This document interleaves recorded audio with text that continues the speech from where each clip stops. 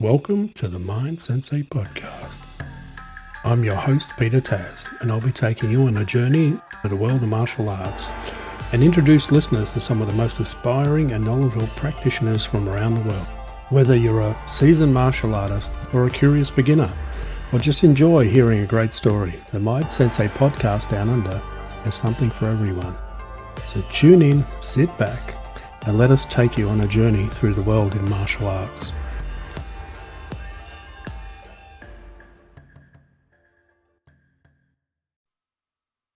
So let's talk a little bit about some of the people you've trained with. You've been around a little bit. You're a bit platinum like myself, and call it, because it's worth a high value.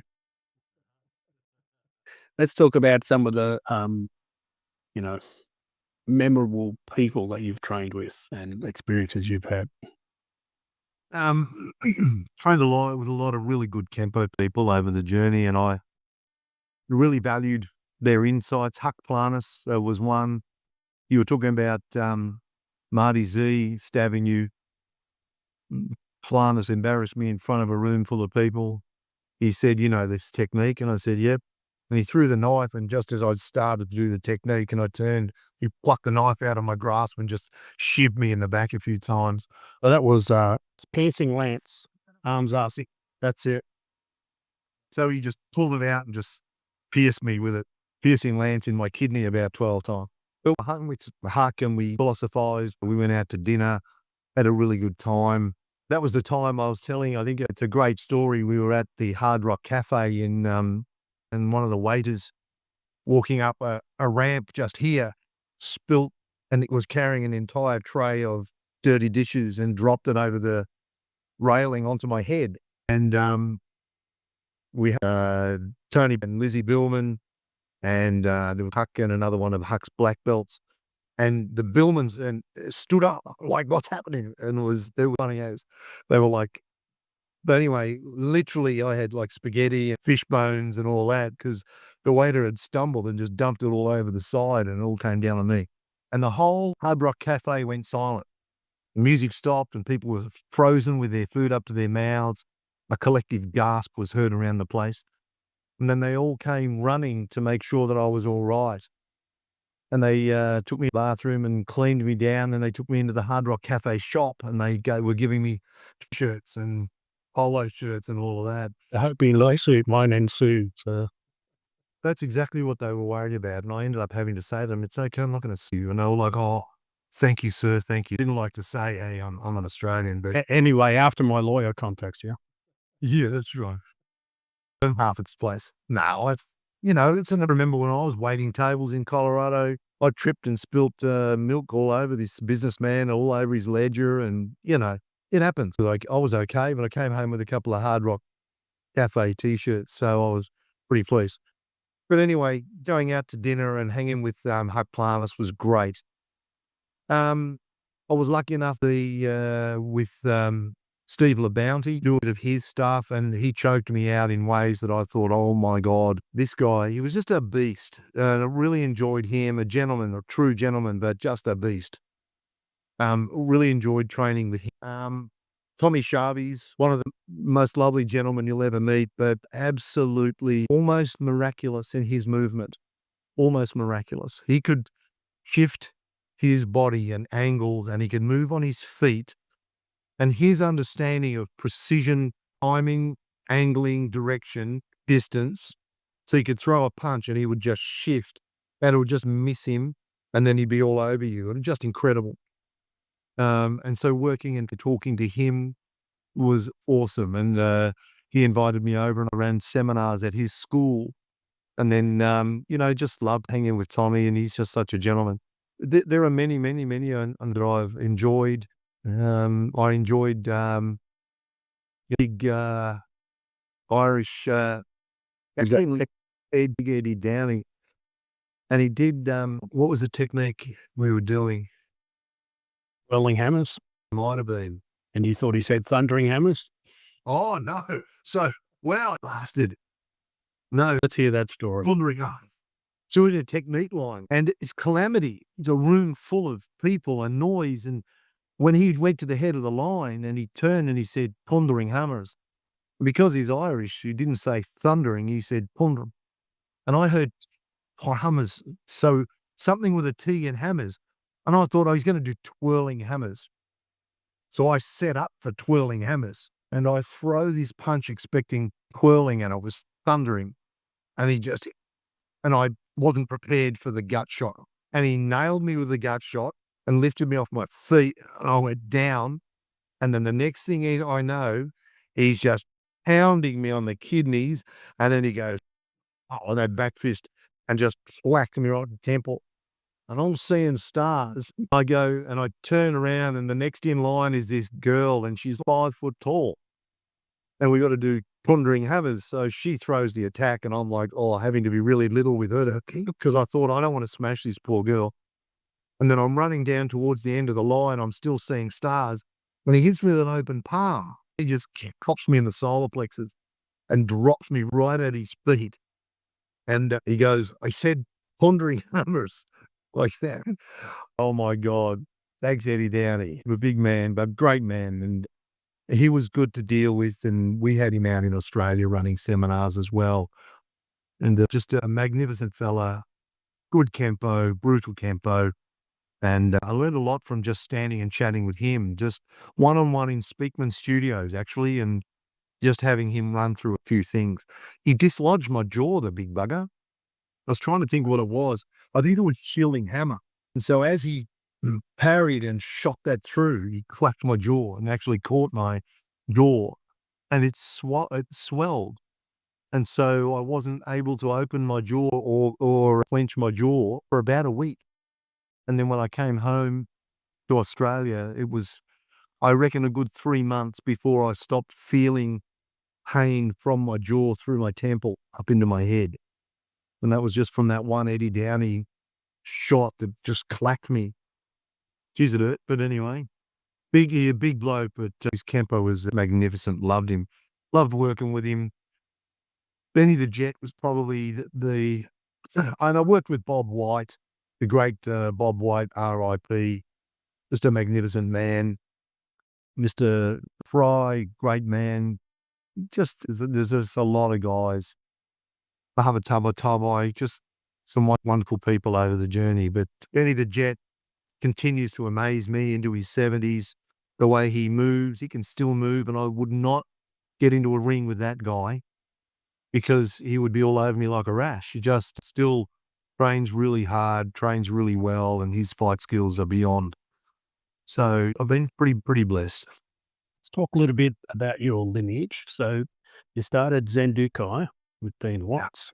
You then moved to America in 1986, starting with John Larderette, got up to your, let's just say, second black, the belt with the 2 stripes on it that you came back with when I started, you were wearing. Probably legitimately a first degree. I think that came from Greg Angman. I think he was chasing up Van Wyck, right? Came down from Van Wyck's stable and he came down and visited Greg Angman in Bendigo and he came down and visited me in Melbourne.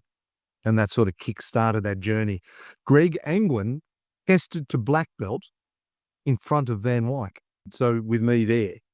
So he started his journey. He got to black belt with me, but then he went, I think he tested to 2nd degree with Van Wyck and I was throwing the attacks. All right. There you go. And then from Van Wyck, you went to Speakman and you've been there ever since. Yeah, I can't imagine moving anywhere else now. And once again, I enjoy the Speakman system. I enjoy the people that I'm training with. Kenpo is an art that just says, I will go on the journey with you and I will answer any of the questions you've got to ask in the most brutal way that I can find in that moment. And that means ripping, tearing, shredding, biting, pulling hair, gouging. I'm going to do those things because you're asking the question of me, how do I survive this? Well, how I survive that is a matter of a production of the most brutal skills that I can put together. And if that means a thumb in your eye and ripping a testicle from your groin, I'll do that. That's the question you've asked. If it's a question about how do I put up with a double-handed push to the chest, well, I don't need to be thumbing your eye. It's a different question is different. Who does thumbs in the eye, really, throat issue? So you get the point that our job really is to go at all. I'm going to try and minimize harm. But if you cross that line, that's the question you're asking. What skills do you have to answer the question that I'm asking? Well, this, now whether you like my answer or not, it becomes a conversation not unlike any conversation, politics, religion, anything that's a difficult conversation. If you have a Christian asking an atheist about how do you prove the existence of God? Well, they may not like the answer. Well, in a martial arts setting, you've asked me, how am I going to get out of this armbar? Well, you may not like the answer. Now, that doesn't make me the king of anything, except one of the things that we think about one of the ways that we think in Kenpo is, you've got a question for me. And I look at you and you've taken up a stance like a boxer, and I go, the question is, how are you going to manage a boxer? I don't know, where are we? If we're in a bar, I might hit you with a bar stool. I don't know, if we're in the open street, I might turn and run. I don't know. I might pick something up. If we're in a kitchen, I'd pick up a fry pan. If we're in a toilet, I'll grapple. If we're in close, if I've got enough distance and the right angle, I'll blast a kick into your knee. I don't know, but the environment is going to be the first question. And how are you set up, and what do you look like you want to do to me? And if you're a BJJ guy and it looks like you want to shoot, there's a different question being asked. And so we're now going to go to fish hooks and thumbs in eyes and bending fingers back and punching and elbowing and doing the things that are horrible that BJJ don't allow you to do. Just a different answer to different questions, isn't it? Correct. It all comes down to practitioner in the end. Yep. I don't think there's one solution for anything, because there's no doubt when it comes to the ground, you're not going to get any better. Correct. And then it becomes a question of, do you do Vale Tudo? Do you do Machado or Gracie? Do you do Greco-Roman wrestling? Do you do traditional judo, traditional jiu-jitsu? What are the questions for those guys? They are all more grappling arts. Do you do Sambo? What are the arts you're doing? Well, let's have a conversation there now. And I know there have been competitions between Greco-Roman and BJJ guys where the Greco-Roman guys got the better of that question. And then there have been competitions where the BJJ guys got the better of the question. Well, it just depends on the practitioner in the end of it. Correct. So, Well, let's talk about the thumb in the eye incident that you had with Larderette, and then you created a monster. I did. Let's talk about that story. So there was just a technique from the Tracy system where there was some hands thrown, you block, you did whatever, you hit the groin and bounced up out of the groin, and the thumb came up into the eye. So if you can imagine in the video, you can't see, but my hand is tapping the groin here and then bouncing up and doing this into the descending face of the person who's reaching for their groin. And Larderette was teaching me, and he got one of his, I think the guy was blue or a green belt. He was a middle-ranked guy. He was certainly wide-eyed at the end of it. But as he did the technique, he had sort of turned to me and gave me a bit of a wink, watch this. And he did the technique super fast, and it was just rapid. He hit the groin and he went like that, and the thumb came up, and the guy's face came down into that. The guy didn't know the technique because I used a black belt technique, and the guy he was using was a green belt. And the guy came down and he immediately rocked his face back, and you could see his eyes were huge. And Larderette's standing there with his thumb out, and he looks at him and he goes, "You like that?" He turns to me like that and he said, "What do you think?" And I said, "Oh, it's a great technique." And he shows me his thumb. He goes, "I took the water off his eyeball." And what he had done was he'd hit the groin, and as his face came down, he's gone like that, and he's just, the tip of his thumb has touched the guy's eyeball and bounced back. And the guy was standing there with his eyes wide. Oh my God, that thumb has just touched my eyeball. And so when Larderette just said, "I took the water off his eyeball," and the guy looks at me and he goes, so there was a pretty good moment. But Larderette was a guy who, one of the things he practiced was exactly that. He would use paper, and he would hit paper at different distances. So he would touch paper. He would have it pegged onto this board that he had, and he would touch the paper, and then he would go, "Now this time I'm going to just puncture it." And he would go whack, and he'd hit it, and there would just be the tiniest tear, and you could come and inspect it, and it was just broken through the tissue. And then he'd go thwack, and his fingers would come through the paper. And he would say, "You just peg it up on your clothesline and just practice, because that's your understanding of distance." He also said something to me that changed my view of the world. He said many things. It was a great journey. And getting into the mind of Lartaret was a great experience. But one of the things he said was, you've been touching things for 20 years. So I was just a 20-year-old. This was in his room. So he took me to his home. I had dinner and he took me into his office and I was just surrounded by books and journals. And he said, you've been touching things your entire life. So you've been reaching and grabbing for things, opening and touching. And he said, and yet when it comes to the human body and the human face, you're nervous about hitting because you don't trust skill that you've built up reaching and touching for things all your life. And he said, once you lose that fear that it's just another object to reach out and touch, then all you've got to now do is replace that with a human something. And now your techniques are just doing that on a human being. And so he said, that's the journey. Now just start to learn to touch that surface the same way you would confidently touch something else. And so I spent a period of time practicing not being concerned about the human face and practicing touching. And it made a hell of a difference to my Kenpo because I was then able to make meaningful contact with a body and not hurt my training partner. And I think you would agree, and you've heard me say this probably a million times, you're loaning me your body. When we do technique line or I'm doing a technique on you, you are loaning me your body and saying, please be respectful of this. And so if you throw a punch and I just nail you, boom, you know, fat lip and you're scratched in the eyes and your ribs are sore, it's just not the way to respect a training partner's body.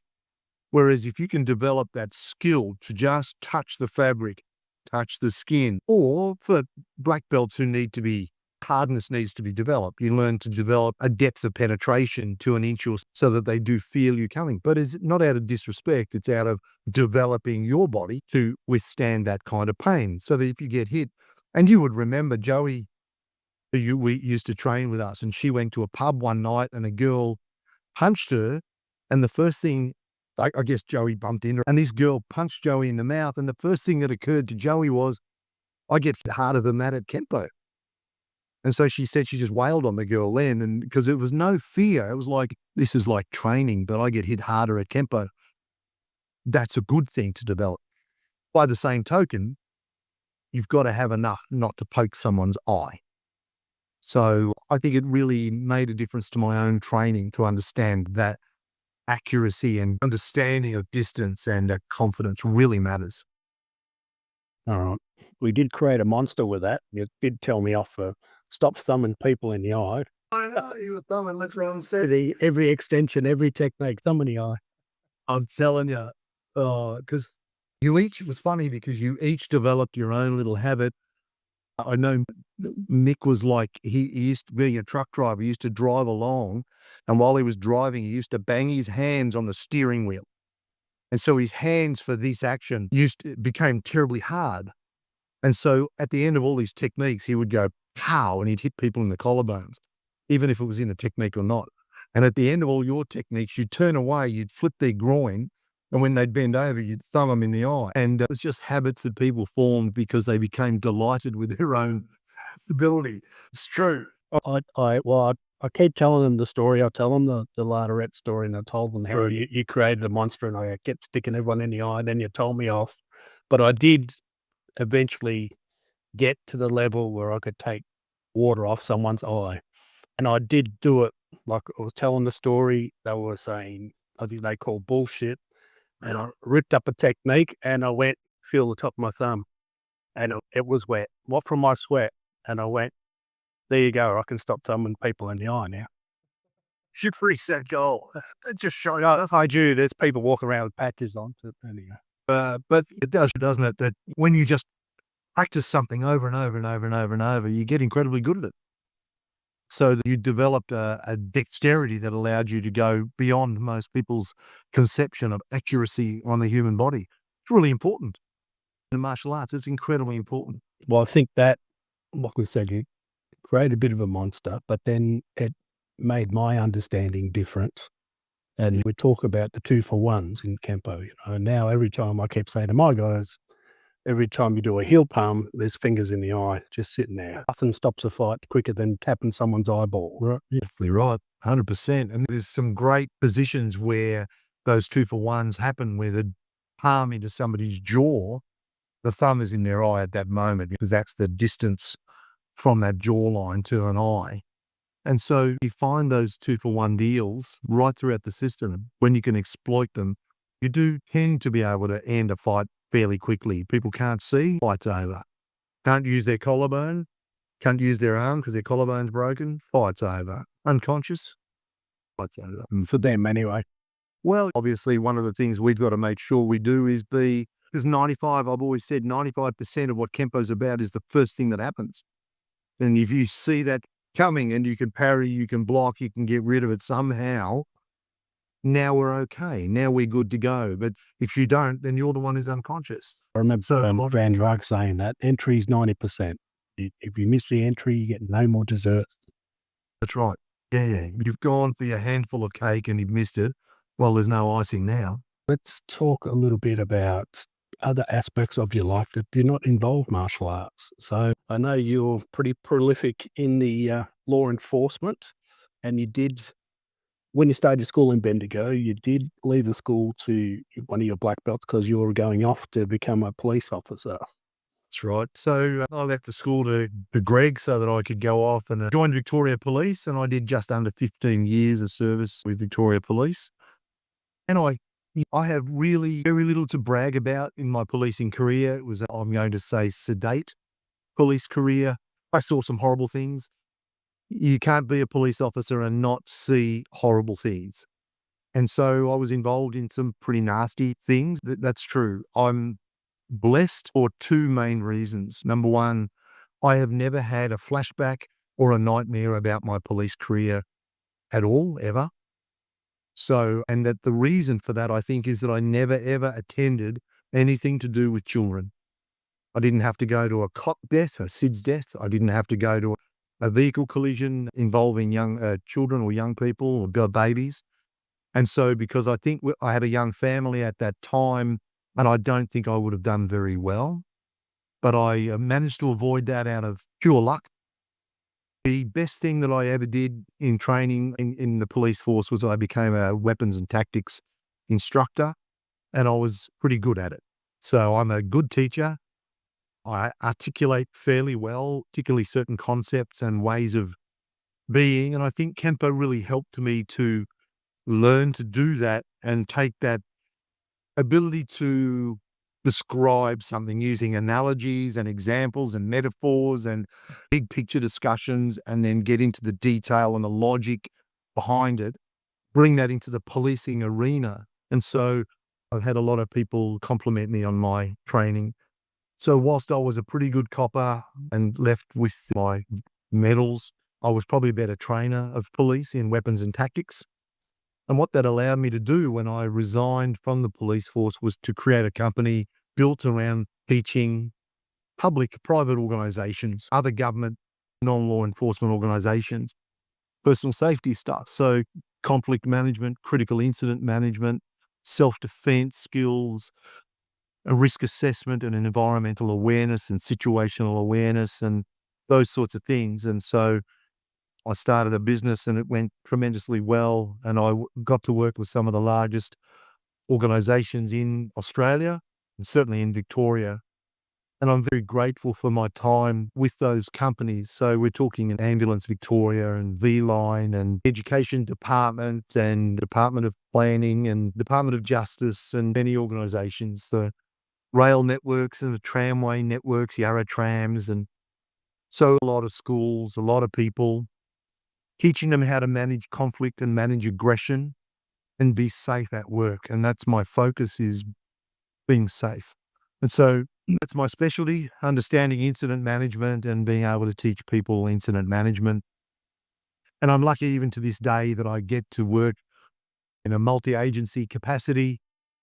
I get to work across various government agencies and various private agencies, and I really enjoy what I do. I can't sort of describe what I do too much on the podcast, and it's Nothing overly secret squirrels. It's just not the sort of thing that you advertise for open consumption, what I do for a living now, but I'm effectively in the training sphere now. Let's talk a little bit about the school progression. So I started off as Tiger Claw, pretty cool logo Yeah. with the tiger coming through the reeds. I thought that was slick as 10 men when I saw it. Thank you. I designed that myself because I wanted to represent the coming forward of knowledge, coming through. I wanted to represent coming at that sort of aggressive stance. But I didn't, on purpose, I didn't put a tiger's image that was super aggressive. I wanted one that looked capable and threatening without looking overly aggressive. But I also wanted it coming through the reeds that were like bamboo sticks, Kali sticks. I designed that and got it done by a graphic designer, and they did a pretty good job.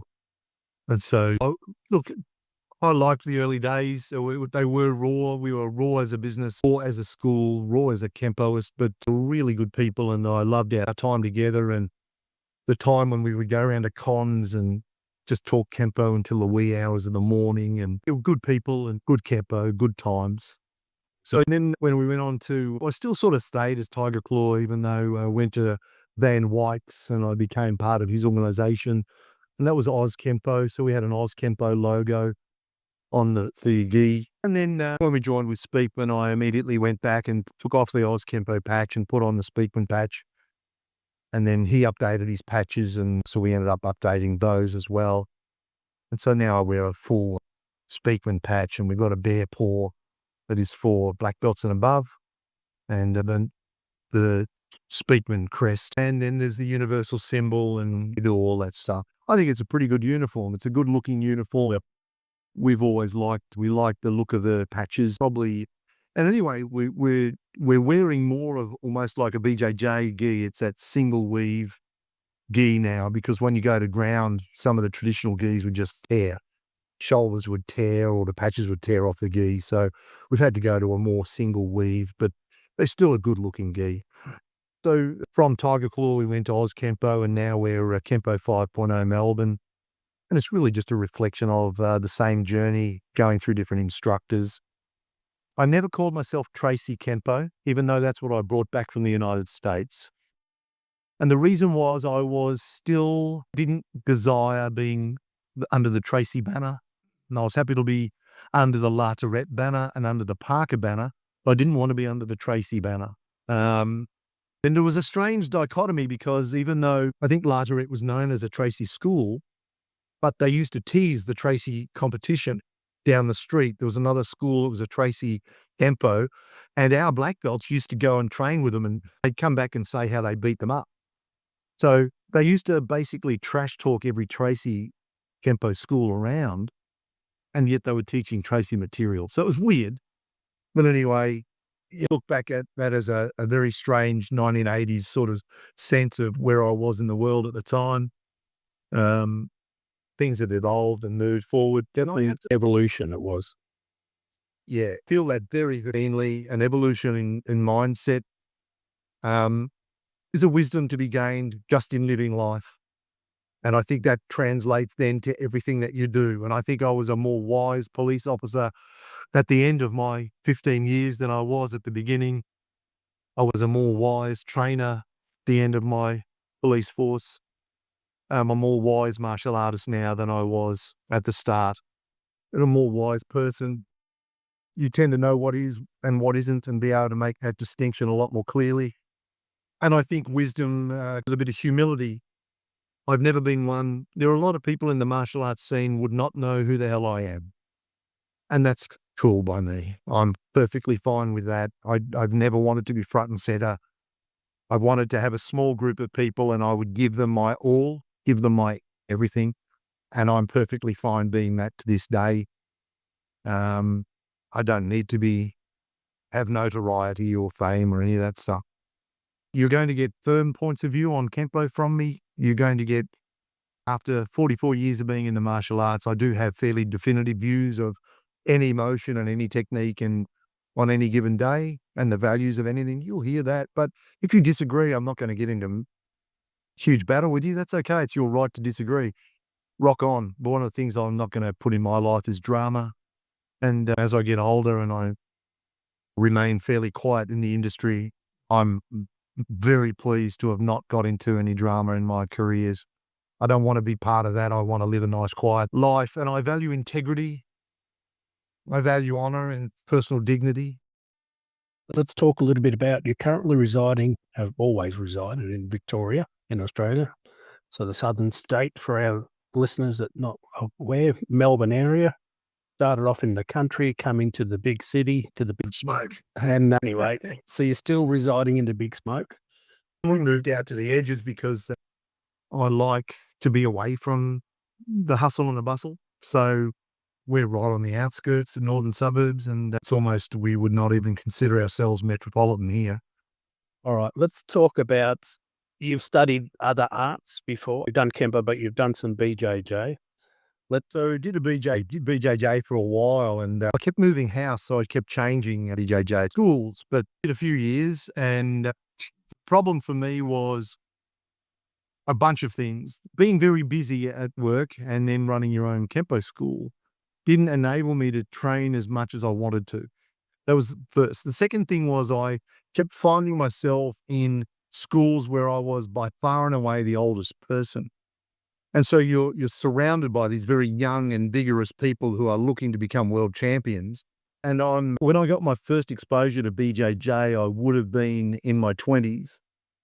No, probably about 30 actually. And that was through the police force. And so did some training there, but it was very combat related.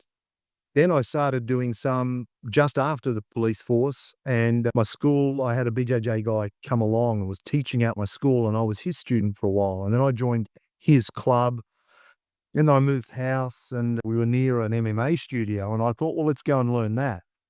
So I went and learned and did some study in MMA and BJJ for a couple of years there, but they were a fighting club. And so every session I was going home knackered and brutalized, and my fingers from doing grips in gis and things like that. Well, I'd been in the game now then for sort of 30 years, and my fingers and my hands were already getting quite sore.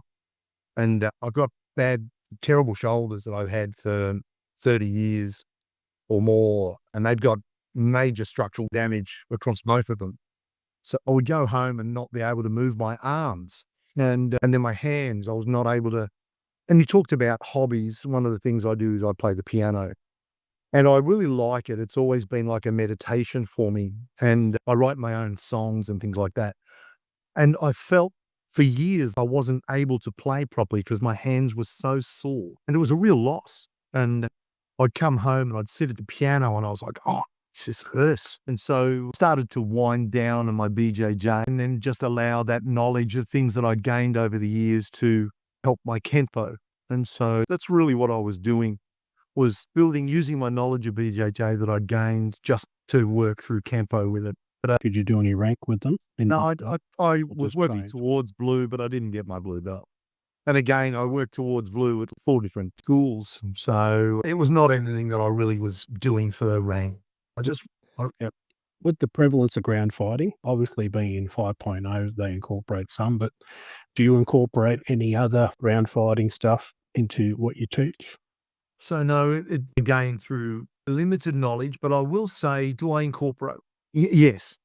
I'm always looking to incorporate anything that makes sense. And so there are things that I've learned even in my current career that I've brought into Kenpo simply because it works. And there are things that I've been shown from BJJ stylists that I work with and that I wasn't taught in any school, that I've gone, that fits in really nicely.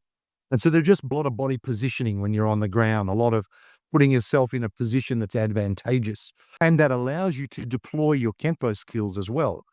And that's the thing, understanding ground fighting, how to move on the ground, how to position yourself, the principles of leverage from the ground, understanding that allows you to deploy your Kenpo better on the ground.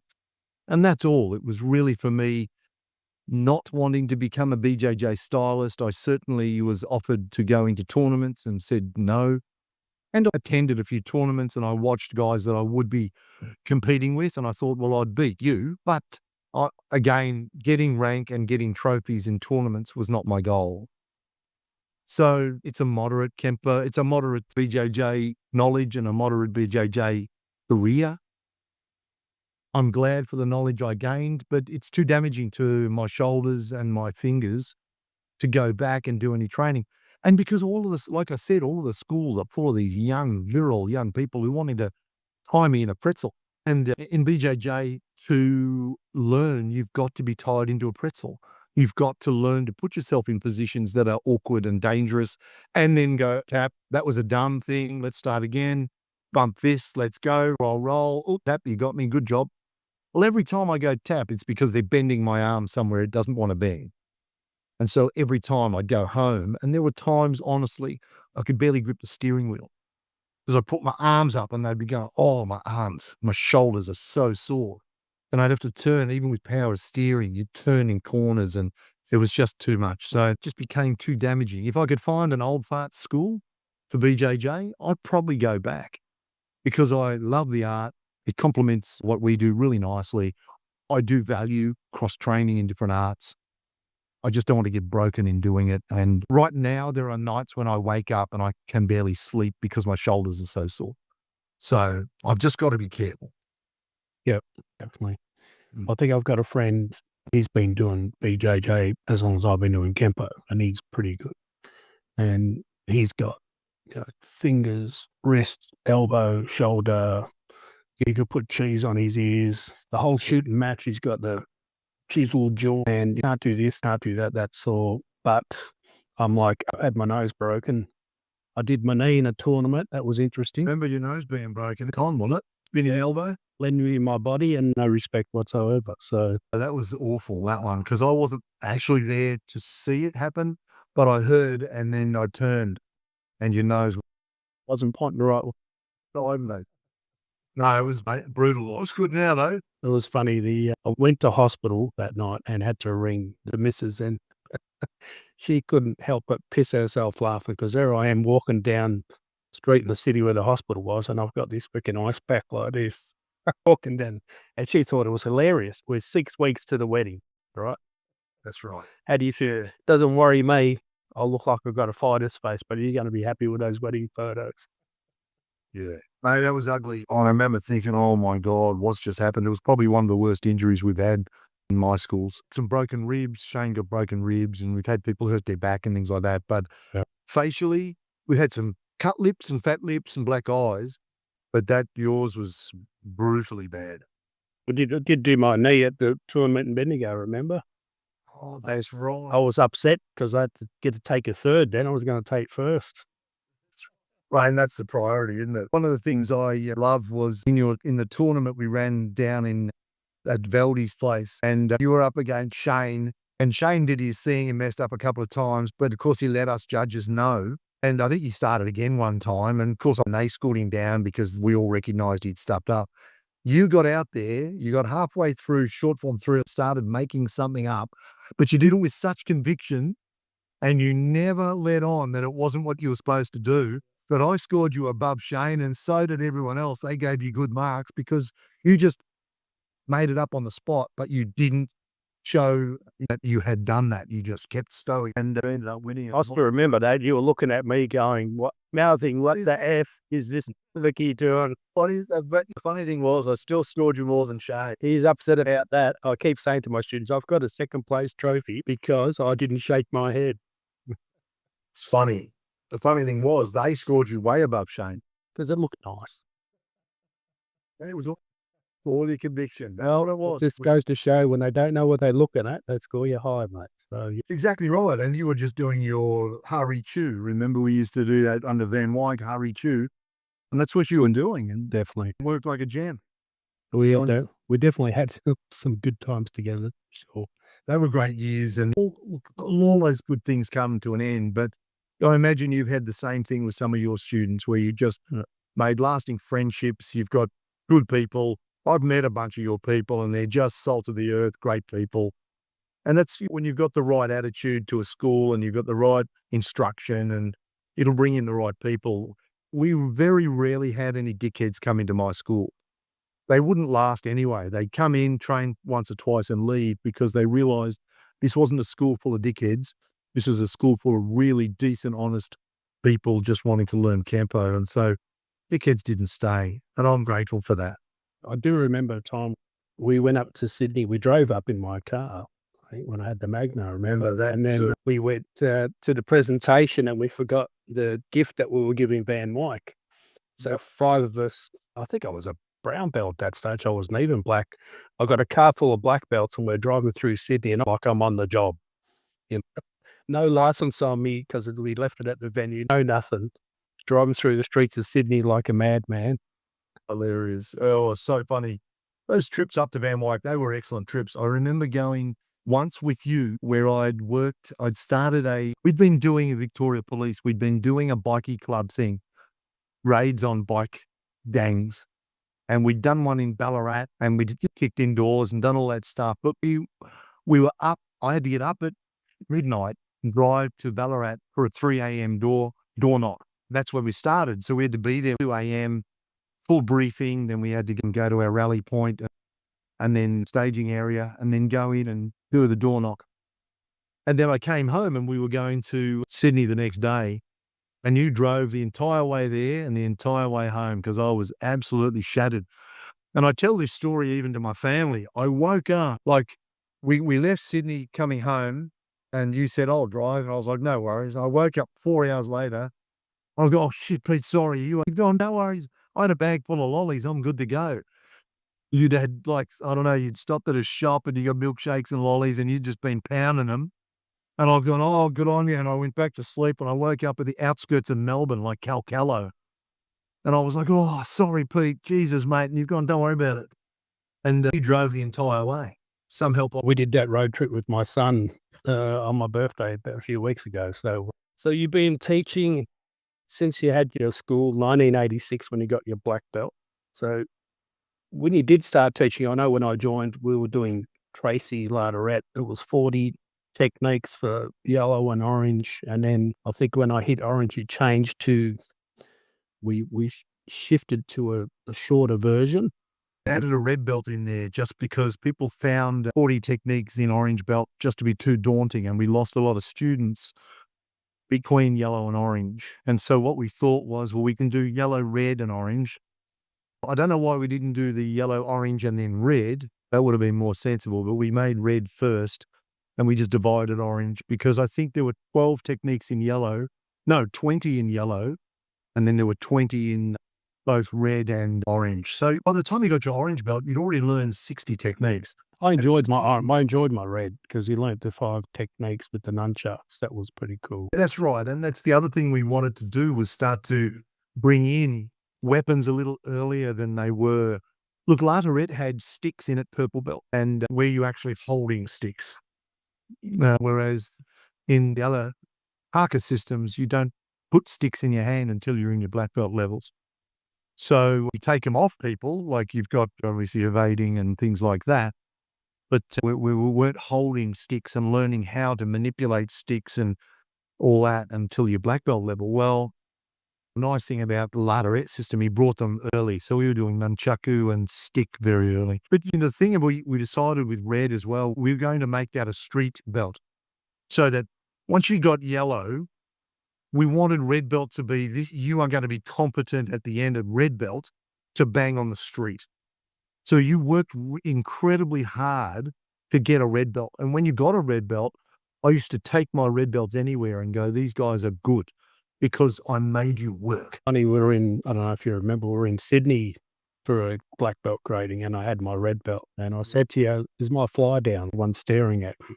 That's right. Well, as it was an innovation. It was my innovation. I know Van Wyck didn't approve, but I stand by that. I stand by the notion that 40 techniques in the second belt in the system was too much. And breaking it down to 20 allowed us to concentrate on other things and insert nunchaku in there. And I just thought it was a good decision. I still stand by the decision, even though it didn't last. But I think your generation, the guys that got a red belt, ended up, I think, getting a little extra because of it. And then benefited. It then changed to we then did a stripe, but the stripe was a full belt, right? So I think I went through that as well, which is all the ladderette techniques, which is still pretty cool. Once you put some principles on them, they're all pretty sleek. Correct. And that's why I feel very much about Ladderette's stuff. He used to teach combat mentality, but he didn't teach the principles of motion the way Parker does. And so I learned a different mentality under Ladderette, but his was a kill or be killed mindset. And he used to teach how to stalk sentries and things like that. He used to teach a lot of that stuff. So he would turn the lights out and make us walk silently. And so it was a different game that we were playing in his school to other schools. And when we went to Van Wyck, he brought in some principles of motion, but then he also had his own series that he applied them to, because he triangulated everything, as you know. So you squared up and your chest became the back of the isosceles triangle, and your hands became the front point of that equilateral triangle. And so you were moving square, and it was mass. Everything became mass, shifting forwards. And that revolutionized what we did. But what I didn't learn from either of them was the value of shifting your width. And that's what Speakman's brought in. And go back to Kenpo roots, Parker Kenpo is the big shift in width and using your width and dimension. The width, which gave us more depth, really. Well, that was the point. Using the width dimension correctly gave us better depth. And also compounded torque, which is majority comes from the hips. That's where the power comes from. Yes. And so what was lacking then was we'd become quite rigid through the downstairs part of the body, and we didn't really use a lot of torque through the hips. And I think that was something that was missing there.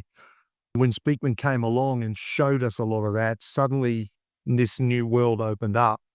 And certainly, and even for those of you who didn't ultimately follow Speakman, but going back into the Parker roots allowed people to go back and explore the width dimension in a way that we weren't. Even when we went across the Speakman, the sets that were taken out or weren't taught, you went, oh, here's the answers to some of the questions I had that were missing, right? So that's right. Yeah, they're in the sets. We didn't do any of the 2 sets, and we weren't doing the second side of long form 1. We were doing the left side. So when you went into Speakman, we were doing the left side suddenly of form 3. We were doing left side of a short form 3 and the left side of short form 2 and things like that. I've had lots of discussions and philosophical chats with them about martial arts and Kenpo where we've disagreed. But at the end of the day, I just go, look, I'm not here to convince other people. I know what I feel. And when I train my guys, we're still training Nolly, Davey, Shane. We have long conversations about how it should be done. And I'm not backing away from the way I'm teaching. It's slightly shifted and slightly changed. I don't do everything the way it's prescribed by Mr. Speakman. And I love his art and but I still believe that there are things that shouldn't happen the way they happen. And I believe that at 7th black, I have the right to make that adjustment in my own school. yeah, correct. Here's the key. You're making it your system now, right? That's what in the higher ranks you're supposed to tweak and adapt. And I take a list, and I've done it for years, of all the techniques I didn't like or didn't know. I probably just wasn't shown a version I like. That's how I put it. Yep. And I go, here's my list. Can you show me how you do this? And then they do the technique. And I go, well, your version sucks like mine. Move on. Next, right? Then someone will come along and they go, well, this is, do it. And you go, have a look at this. This is the shit. This is what okay. Show me again. Teach it to me. Right. I'll bring it back. And then what I do is, but I don't take away from the original. I will say, here's the written, here's the adaptations, here's what I learned from this individual, here's what I learned from this individual. When you put this all together, have a look at this. And then still Kenpo. That's right. But as they would come with principles of motion. I think there are techniques that were founded that have made their way through each generation without change that should have been changed. Crashing wings for me doesn't work. So the base crashing wings with 2 elbows down, I stood in front and grabbed a big Islander boy in New Zealand. And I just said, do it, mate. Smash me on the forearms as hard as you can. You couldn't break me grip. no matter how hard he tried. And this is a guy who's 6'2" or 3" and 110 kilos, Maori muscle, and he couldn't break my forearms. And I said, now you hold on to me. And I was doing the traditional, and he was saying, shaking his head, same thing. And then I made a little modification and I said, try this. And he was dancing around, clutching at his forearm. So I think it has to be a constant, because Mr. Parker said, if you're frightened of change, you're not doing Kenpo. Yeah. We can say it in those words, but it has to be a constant look to evolve the art. And if we go, this is the system. The moment you print it in a manual and the moment you put it on a video is the moment you lock yourself in. Now, I understand you've got to do that to teach, but Kenpo almost is one where you've got to update your manual all the time. Yeah. Evolution. Yeah. For me, I wouldn't ever print anything out. I'd just have it online and we would just be training. And then you'd go to the manual and you go, this is the upgrade. And you would then send that upgrade out, broadcast. This is the upgrade, because we're constantly improving. Yeah, I didn't start writing my manuals until I was happy with the solution. Start to finish. Start to finish, go, right, okay, happy with most things, and even some techniques, you just would never do them. I don't like, no one, well, maybe I tend to say it, no one's shown me a version I like yet. But there's a lesson to be learnt with some of the motion. I include them and I say, version I've got is not, you wouldn't use this in the street, is how I preface it based on. I used to call them a Q, Q as in the letter Q in the alphabet. That you don't use it very often, but hey, it's in there to support other letters. We've got letters in the alphabet. We don't use that often, even in regular speech. And at the end of the day, there are techniques that are like that, and Kenpo's full of those techniques, but it's kind of like adds to the nature, the flavor of the whole art. And if you take them out, the art becomes something slightly less. But you're right, I'm the same. There are techniques in the syllabus I've never been fond of, that I've never really thought worked. Being perfect in your timing and without the reaction from them being exactly what you expect. Well, my philosophy has shifted a lot around that. You're very rarely going to get a reaction from one person that's the same as the last person. You poke someone in the eye, they might tilt their head back, put their arms forward, like that again. The next person cowers and drops to their knees. How do you know what they're going to do? So you have to then make everything your what if. And that's where the what ifs, you've got to get through the syllabus and then go back. And your training at black belt starts with, let's do the whole thing again and make them. Let's talk a little bit. How many black belts would you have under your lineage? Oh, hell. Have you mapped your family tree yet? And if not, I haven't really, there's that's pushing you to do it, right? So I'm just, next work. The reason I don't do it is just because having a lineage under Tony Angus has never been my thing. Look, I'm driven, motivated very firmly by a handful of things. There are some things that drive me daily, that I wake up out of bed to do and that motivate me through the day. Money isn't one of them. Notoriety and fame isn't another. And having my name behind a lineage has never been a thing. So I could quite happily pass away knowing in my own mind that the people I left behind are doing good things and are taking into perpetuity the kind of Kenpo that I advocate. That would be good enough.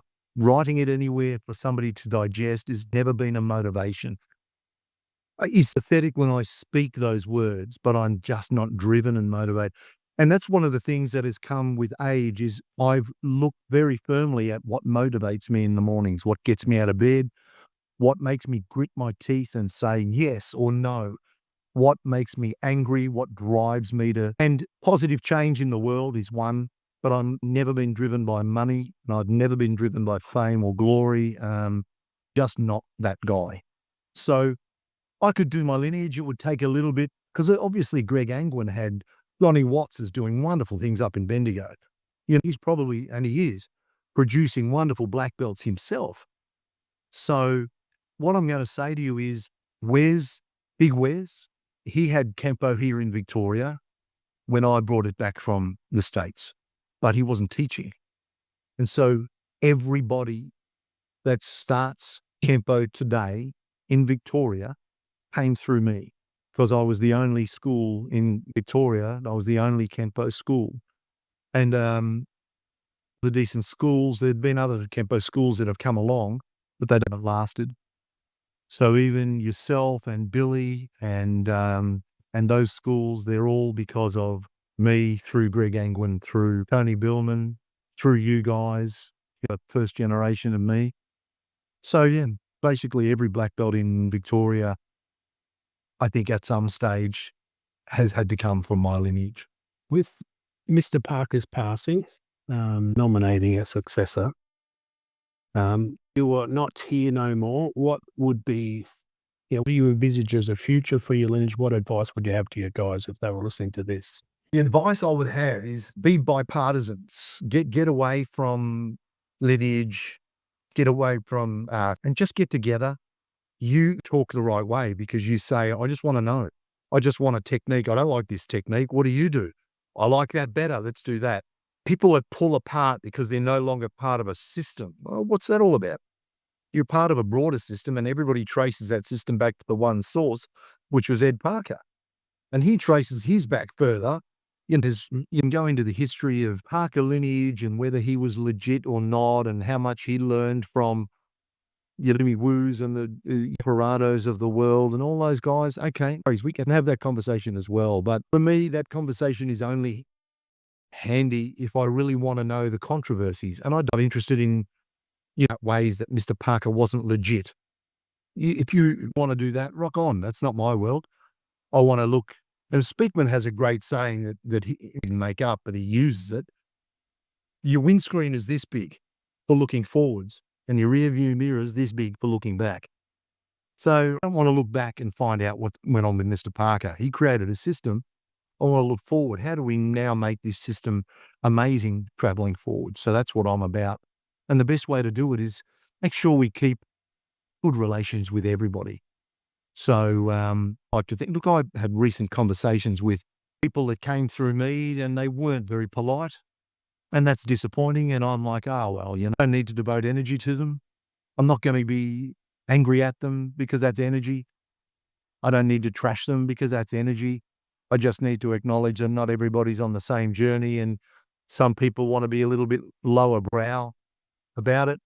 I prefer to take the moral high ground and just go, rock on, you do your thing. But I know that there are noises and people that trash me behind my back. Okay. Not everybody's cup of tea, mate. I think people tend to, when you have that cult mentality as well you're talking about, people tend to take up their instructor's fight and their past grievances with people they've never met and never done. It's like, have come through and we've had our issues with people that we know, which we won't name, and that we want to smack sideways that you're not allowed to, but you're good if you're good. My students ask me about them and I say, go and experience it. And they say, what do you mean? I said, well, just because I had a negative experience doesn't mean you will. And your journey shouldn't reflect how mine was. Like I'm saying is beware. This is what I found. Go with eyes wide open. Correct. Yeah. Everybody should go everywhere with eyes wide open. Don't be, because otherwise you're likely to be sucked into that cult and start believing everything you think. And students along the way, and I know some of those students went across to other, became black belts and rock on. Yeah. And they become very good martial artists. I'm delighted for them. It had nothing to do with me. I want people to do Kenpo. They don't necessarily have to do it through me. Don't view myself as being the be all and end all of Kenpo, so you can get it through other people. But what advice would you have for someone starting out in the martial arts? Yeah, get on the horse and just ride it. Don't think about.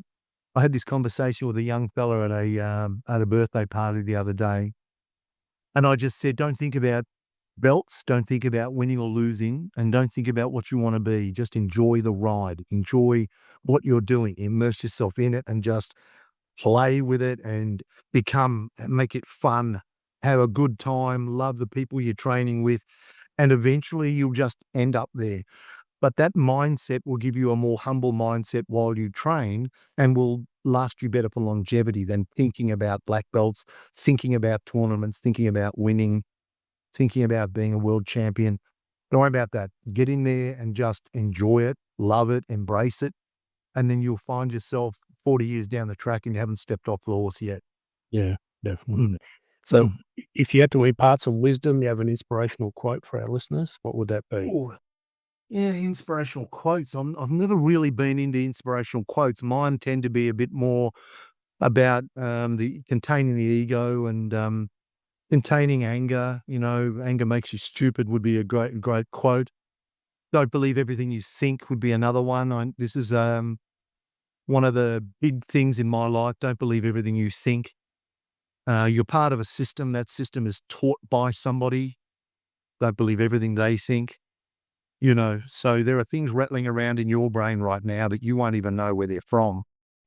And I know I listened to a podcast by a wonderful guy, Sam Harris, his name is, and does a lot of mindfulness and meditation, but he's an expert in consciousness and all that sort of stuff. And one of the things he says is, have you ever had a thought just bounce into your brain? God, that person looks like such and such, you know, or they remind me of, you know, Russell Crowe or whatever. And then he says, where did that come from? And you're like, oh, yeah, that's a part of my brain telling another part of my brain something. Which part of those is you? Which one of those is you? Are you the instigator of that thought or the receiver of that thought? It just popped out of nowhere.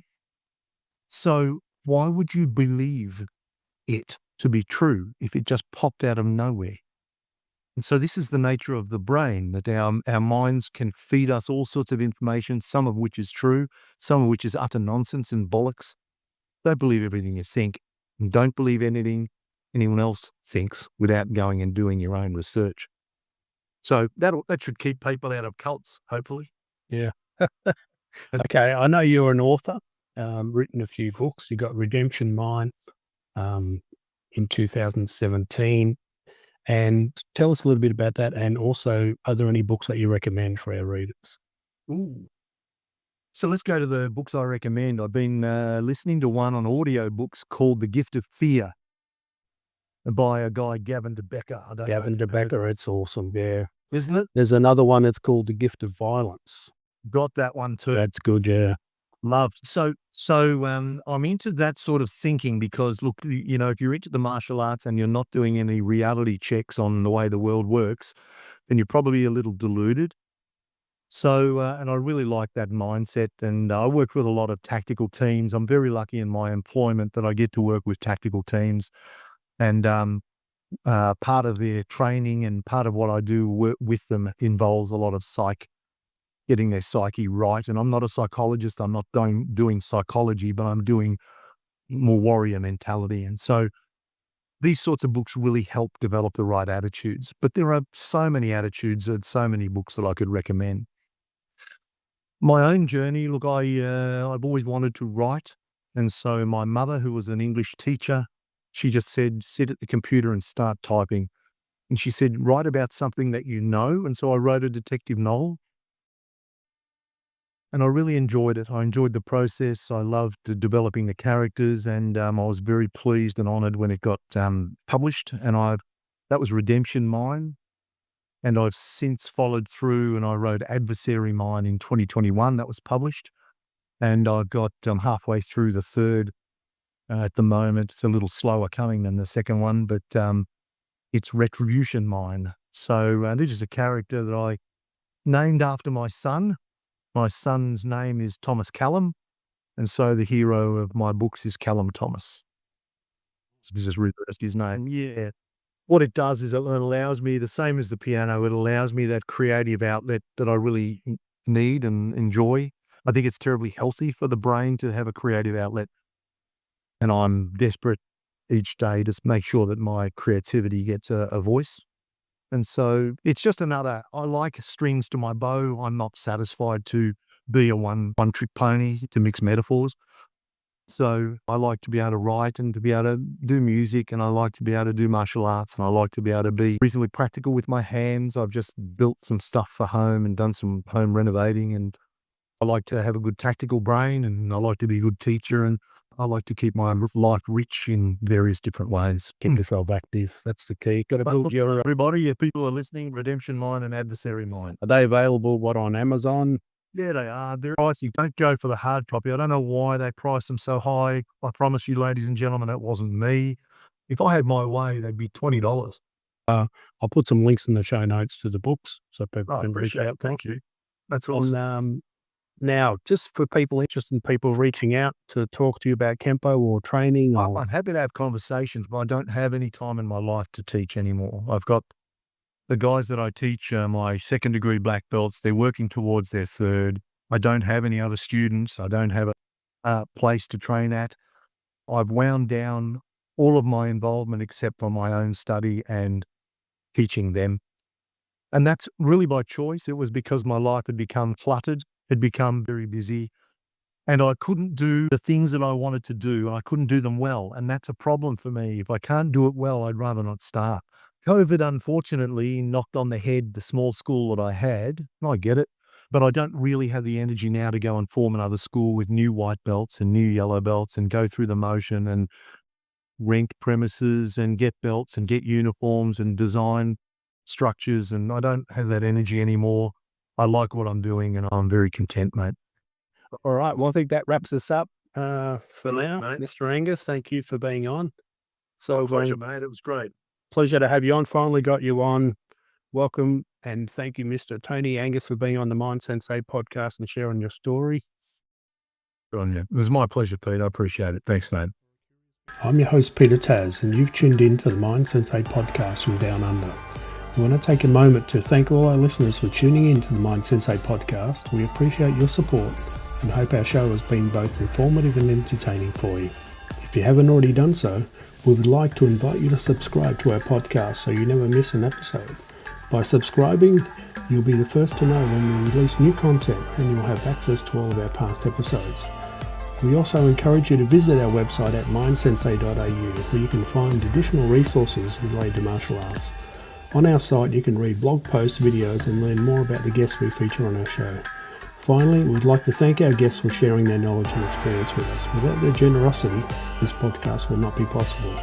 Thank you again for listening to the Mind Sensei podcast Down Under. We hope that you continue to join us on this journey through the world of martial arts.